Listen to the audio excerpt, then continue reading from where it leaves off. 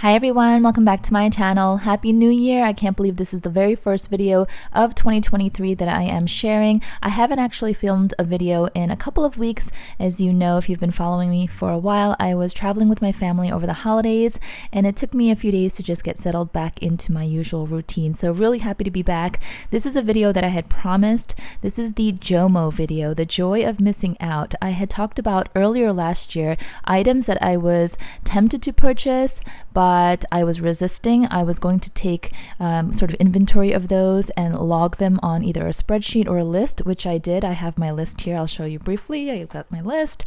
I actually just used my phone, the Notes app, and every time I was sincerely tempted, not just, passing by, seeing something that was pretty, but sincerely tempted, like I touched it, I felt it, I went out of my way to even place it in cart or went to the store to go try it on, or maybe in a couple of cases I even ordered them but then realized that was a mistake and returned them. So I made a list of all of those items. I have about 15 that I'm going to share with you today, and believe it or not, the reason why this calculator is sitting out here is because I tallied up all of the amounts, the prices of all of the items that I didn't buy or I didn't keep, and comes out to approximately $21,700. That is all the retail prices I would have paid plus sales tax. So that is the approximate savings that I made in 2022 for not doing my impulse shopping. So the very first item on my list, I'm just going to go through here. Okay, you don't need to see the list because it's actually a bad printout because I'm running out of a toner in my printer, but there's 15 items. I'm just going to use it as reference. The first one is a Dior zipped pouch, and it was in this beautiful cornflower blue. And at the end of the day, I realized I don't need another toiletry pouch. In fact, you guys know I have this one here. This is the Louis Vuitton version, the original that was discontinued. I believe it's discontinued. They revamped this with chains and straps and such, but this is just such an easy, handy, classic silhouette. It's just so easy with the zipper. We know how durable the Louis Vuitton canvas is, and I'm thinking to myself, is there any reason why I would reach for another toiletry bag other than this? Like, do I need another one? And as much as the cornflower blue color was so pretty from Dior, it's just repetitive. It's way too much of a duplication, and I don't know, I just felt like just because it's pretty and new and shiny or whatever doesn't mean that I have to own it. So I walked away from that, and I'll look at my list here. That was $630 plus tax, so almost $700 that I quote unquote saved by resisting some of that impulse purchasing.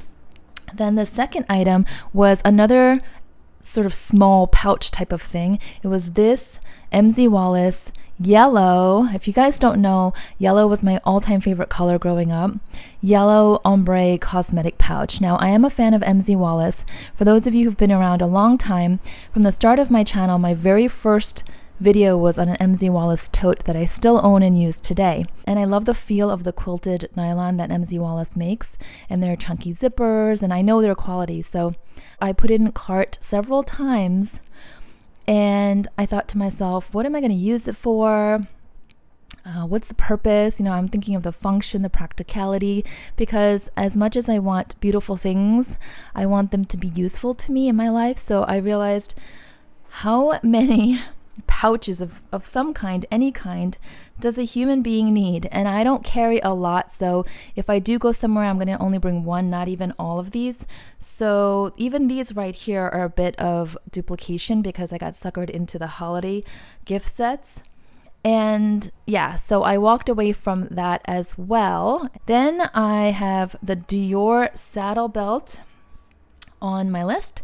Yes, this was a near purchase that I made. I never really liked the Dior saddle bag shape. We have joked in the past about it looking like a kidney or a liver or some kind of bodily organ. It's kind of funky to me. It's not symmetrical. It doesn't sit flat. It's just too maybe stylish for someone like me that sticks to classics and simple shapes. But the belt bag is very, very simple silhouette. And it comes in this black leather, which I thought was really understated and pretty, and a nice little size for daily essentials. The functional use of a belt bag is kind of limited. It's not like a crossbody bag. And I have other smaller bags that are about this size. And I know it just was like, must I be influenced by all the pretty things in the world? Like I already have enough. So that too, I resisted. That was $1,300 at the time. I think it has since gone up in price because Dior has had price increases. But yeah. Then I almost bought this Celine Boston bag. And I did a vlog, or at least I did something on my Instagram showing when I went to a consignment shop or like a secondhand shop. I think it might have been, it wasn't Rebag. It was probably, was it the Real? I can't remember. Here in the city, I went to one of them and I saw the Celine Boston bag and I played with it. And it's a good thing I got to see it in person because unfortunately, as much as I liked how it looked online, I found it to be kind of clunky and quite heavy considering its canvas. I think I was expecting it to be very light like the Louis Vuitton canvas, but it was totally different. So if you're considering that bag, definitely make sure you touch it and feel it and carry it and hold it before you make your decision. It's got more weight to it for sure. The other thing is I realized when I stepped back from that I really wanted a Louis Vuitton Speedy, in the 25 size. You guys know my whole journey with that. I had bought one, then sold one, then kind of missed it, but I wanted a different version. I wanted bandolier, but there were quality issues. And it took me a while to actually land the one that I actually purchased in London recently. And I think up until that point, I was looking for an alternative. And sometimes finding alternatives is a great way to kind of diversify, your collection, not always stick to the same brands. But when you are looking to settle on something else because you're not able to land the one that you actually want, I think then it will always leave a little bit of a void. So my long story short here is that I walked away from the Celine, and you guys know how the story ends because I did get this one here in the Dami Ibn print, and it is the bandolier version, and the price on this, it was huge savings because I bought it in London and the exchange rate was very much in my favor. So very happy with this one and glad I did not purchase the Celine one. Another bag, and this I have to confess that I actually purchased, but I returned, never bothered to show here on my channel because I knew the second I opened it, it wasn't going to work for me. So what is the point?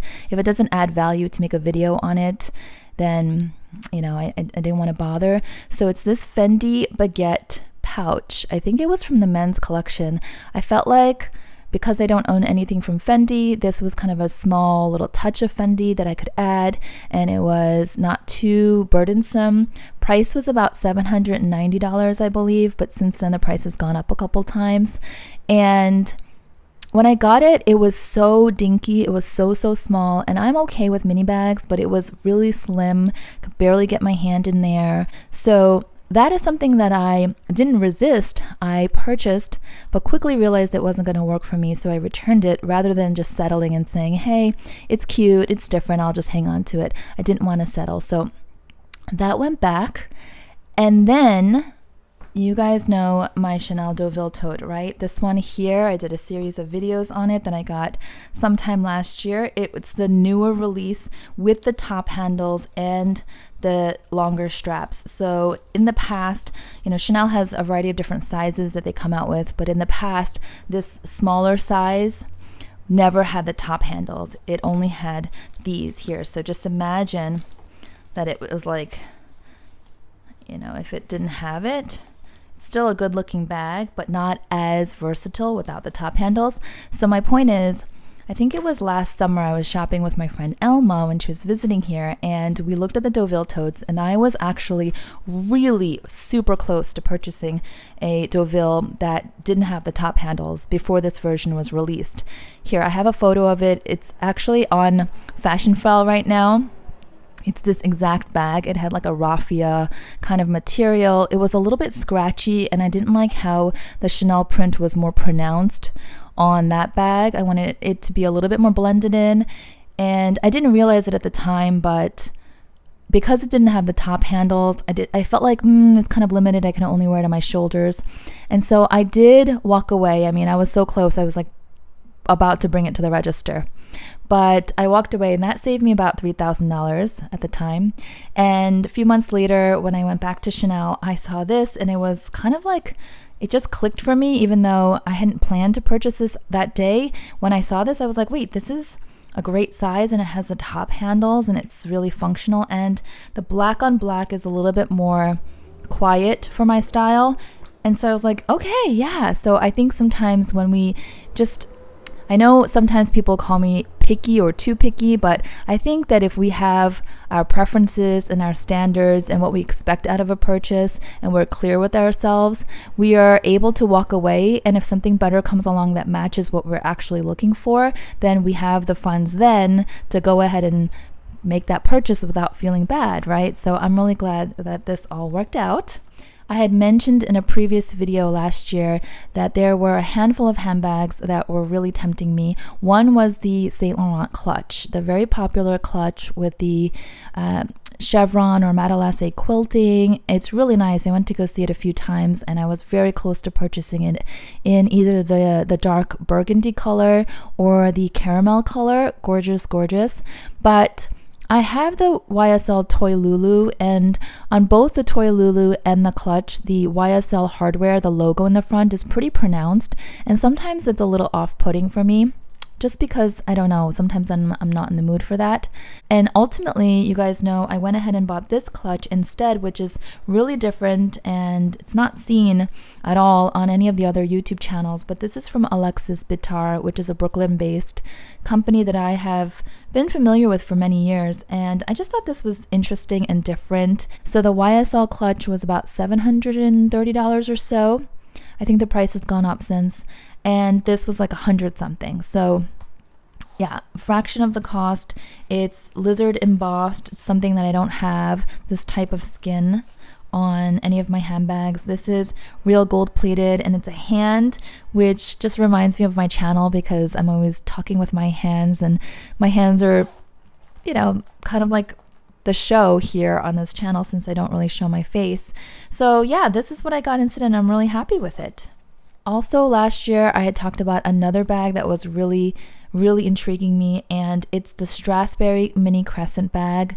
This one here I think is so pretty. Even as I look at it now, I think it's just, I don't know, it kind of reminds me of like a smile, that hardware with the curve. It looks like a happy smile, so it feels like a cheerful bag to me. Also, I love the silhouette. I love this cream ivory color, but I realized over time and sort of staring at this bag that as beautiful as it is, that little tongue or that front tab that kind of comes down further than the base of the bag, I think that would bother me over time. You know, just sitting it down on a shelf or a table that is going to get in the way over time. I don't know if it's going to crease or curl. That one was $595 before taxes. So, you know, by not buying it, I've saved over $600 there. Next bag is this Dagne Dover duffel bag. I wanted it in the large size. Dagne Dover is a New York-based brand, and I don't know, I saw my friend with this when we were traveling together over the summer, and it just looked really easy and compact, and the material was really nice. It kind of felt like a thick t-shirt, you know? And I like the compartments. I like how it has the little cutout in the back so you can slip it right over your luggage. That's pretty important to me if I'm going to use it as a carry-on. And I had said to myself, I will get that. It's, you know, about $215 for the large size, and then I will sell this. This is my Speedy 35 size with the bandolier right here, and it's in the damier ébène, as you can see. So it is the big sister of the 25 that I have. You can see that, right? And the reason why I was thinking I would sell the Speedy B35 is because this is clearly designer, and sometimes I don't feel comfortable carrying around a designer carry-on bag on the plane. Plus, it doesn't have the ability to slip onto the handles of my luggage, my rolling luggage. So you guys know I have the To Me travel tote, which I love. I used that again this recent trip when we were in Aruba, and it's just so easy, nylon, like super simple, foldable, packable. So ever since I got that, I haven't really been using this that much, but when I really thought about it, I decided I'm not ready to let this go. It's so perfect. It was kind of hard. It was hard to find a really like well-made one. Unfortunately, it's not that easy these days. And when my SA said she had this one for me where it's just perfect, I was so happy. And truth be told, when I go on shorter trips, I do still gravitate towards this. So I thought to myself, if I'm not going to let this go, and I have the To Me travel tote for further distance, you know, as my carry-on bag at the airport, why would I need another travel bag / duffel bag? Like, it's just excessive to me, you know, it's excessive. I'm either going to reach for this one or the To Me one, and if I'm not ready to let go of this one, then it's just like I'm piling on. So even though I think the Dagne Dover bag looks really good, if you're interested in that kind of duffel bag, I definitely recommend you check them out, but just not for me. This next bag here is from a brand called Lana, and you may have heard of them. They became famous really because they made all the bags for our late Queen Elizabeth. I did a video when she passed away, just sort of honoring her love for handbags and talking about my take. This is the iris bag that I was interested in, and the cool thing about Lana is that you can customize the colors of pretty much every portion of the bag, the handle, the interior, the exterior, the base, everything. So you can really make it very special to you. The one that I was looking at the time was $2,315. So these are not cheap bags, of course, they're luxury. The price I think has gone up to now $2,700 or so it's gone up a few $100s since then.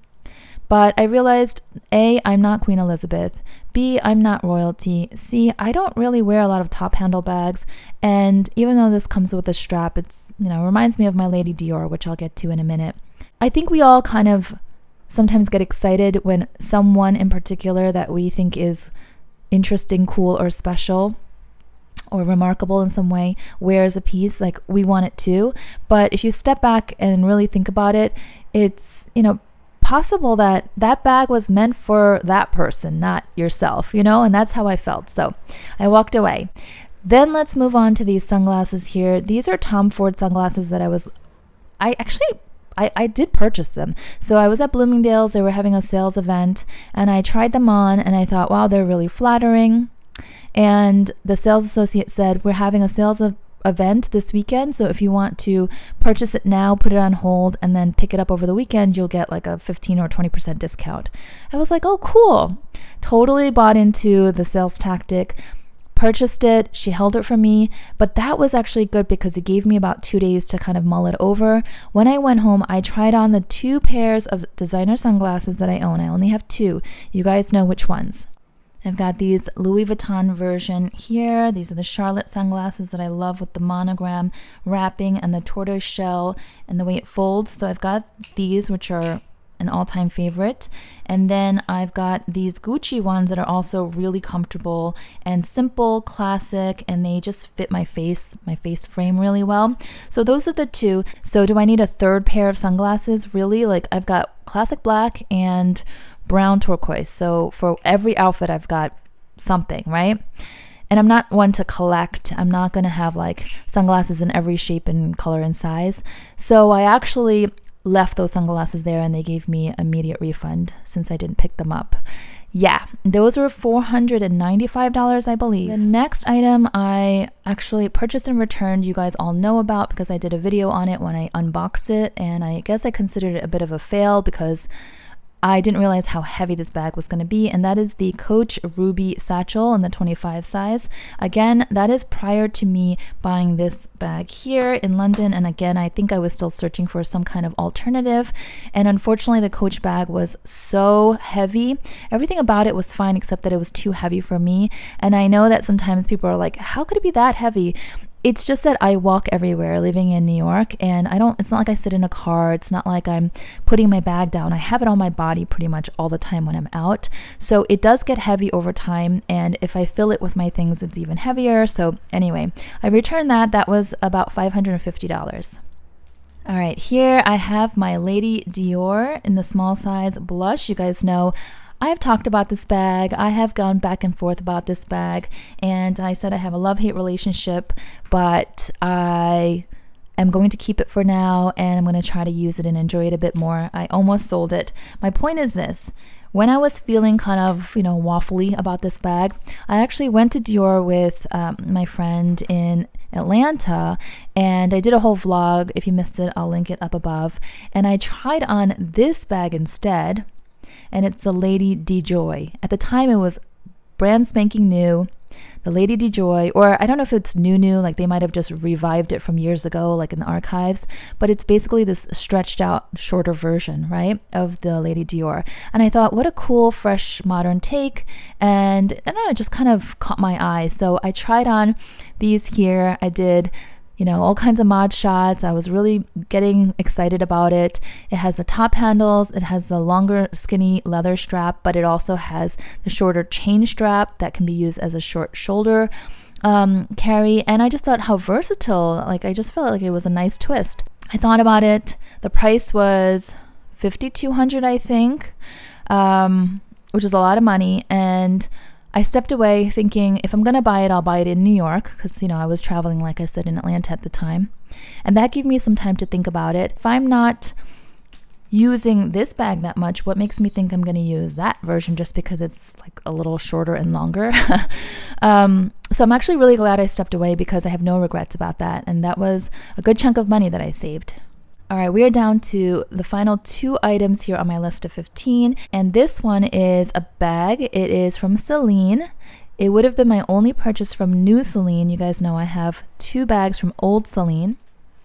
So I've got this trio in the navy color, which I think is just a really simple, elegant, chic bag. I got it in Paris years ago.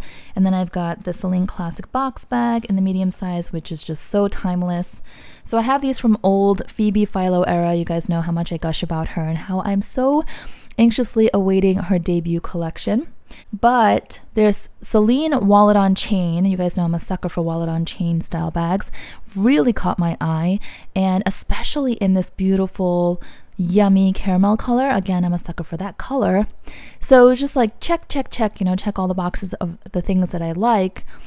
But the reason why I decided not to buy it is, I don't know, part of me, it's silly. Like, I'm really loyal to old Celine. I'm waiting for Phoebe Philo to come out with her own namesake collection. That should be happening soon. It's delayed, but I hope it's delayed for a good reason, and she's going to wow all of us when she's ready. But also, I have other wallet on chains. Like, I have these 2. The Chanel Walk in black, which is just so easy, classic. I can wear it anywhere, dress it up, dress it down. And this one here in the filigree, which is a little bit more playful. And so if I have these 2 walks, do I need another walk? And this is another case where I think something is beautiful, but I have decided to admire it from afar. So that cost $1,550 plus taxes. So yeah, that was a good savings as well. The last item is a pair of sneakers. I am such a fan of white sneakers. I pretty much wear white sneakers every day. If I can, I will. These Dior Star sneakers, I saw them months and months ago when I was in Atlanta, again with my friend at Dior, and the sneakers just caught my eyes, but they didn't have my size. Recently, it was at the tail end of last year, so right around the holidays, I was at Nordstrom and I found the sneakers and I thought, okay, they're still available, huh? So I asked about my size, wasn't available, but they said they would order the right size for me and ship it to me. Long story short, they shipped me the wrong size, which I took as a blessing in disguise because I thought, what a hassle. Now I have to return these. They sent me the wrong size. They actually had the wrong sticker on the box. And I thought, how many white sneakers can I possibly need? So I've got these here. These are my Ferragamo sneakers that I wear pretty often. They've got a little bit of bling here on the back. And even when I wear these with like skirts and dresses, it looks fun. Then I've got these more chunky sort of, trainer types that are from Chanel. And I've got my go-to pair. You guys know how much I love these. These are my Cole Haan tennis sneakers that I wear all the time. And I want to say these are like my 13th pair or something because I've been wearing them for years, and every time they get worn out on the soles, I get more. So do I need another pair of sneakers that are white? No. Were the Dior sneakers really cute? Yes. But you know, it didn't work out. So I took it as a sign and I returned them and I saved about $1,000. So now in total, like I said, it is about a $21,700 savings, roughly with taxes, almost $22,000. That could have covered a few of our trips that we made this past year as a family. That could have, I mean, I didn't do the math, but I wonder if that covers like all the handbags I bought last year too.